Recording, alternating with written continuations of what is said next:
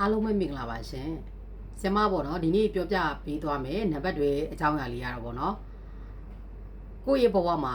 လူချစ်လူခင်ပေါ်များခြင်းအခြေအိမ်တော်ကြီးနဲ့ပတ်သက်ပြီးတော့လေကိုကအချစ်ခံရခြင်းပေါ့နော်မြစ်တိုင်ရေးကိစ္စရပ်တွေနဲ့ပတ်သက်ပြီးတော့များစွာသောအောင်မြင်မှုတွေကိုပေးစွမ်းမဲ့နံပါတ်တွေအကြောင်းအရာလေးကိုပြောပြပေးသွားမှာဖြစ်တယ်လို့အယောင်းဝယ်ပိုင်းဆိုင်ရာမှာလည်းဒီနံပါတ်တွေလေးကြောင့်ကိုယ့်ဘဝမှာကိုကအယောင်းဝယ်လုပ်နေတဲ့သူဆိုလဲရောင်းဝယ်ခြင်းကိစ္စရပ်တွေကရှော့ရှော့ရှူရှူလှိလှိမြန်မြန်ရောင်းကောင်းစေမဲ့နံပါတ်တွေအကြောင်းအရာလေးကိုဆရာမကပြောပြပေးသွားမှာဖြစ်တယ်ပေါ့နော်ချစ်ချင်းမြတ်တာနဲ့ပတ်သက်ပြီးတော့ကိုကအချစ်ခံရမှုပျော်ရွှင်မှု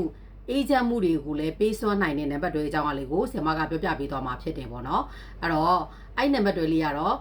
2332ဆိုတဲ့နံပါတ်တွေလေးပဲဖြစ်ပါတယ်နော်အဲ့တော့ကိုင်ဆောင်ထားတဲ့ဖုန်းနံပါတ်ထဲမှာမိတ်ဆွေရဲ့နံပါတ်ထဲမှာဒီနံပါတ်တွေလေးပါနေပြီဆိုတော့မိတ်ဆွေကစိတ်ချမ်းမြေ့ရမှာပဲဖြစ်တယ်ပေါ့နော်ဒါပေမဲ့ဆရာမအမြဲပြောနေကြစကားအတိုင်းပဲကျန်သောနံပါတ်တွေကိုလုံးကလည်းကိုယ့်ရဲ့ခုနှစ်တက်ကနေ့နံတွေနဲ့ကိုယ့်ကိုအကျိုးပြုတဲ့နံပါတ်တွေဖြစ်နေအောင်မှသာလျှင်ကိုယ့်ကိုအကျိုးပြုမှာဖြစ်ပါတယ်နော်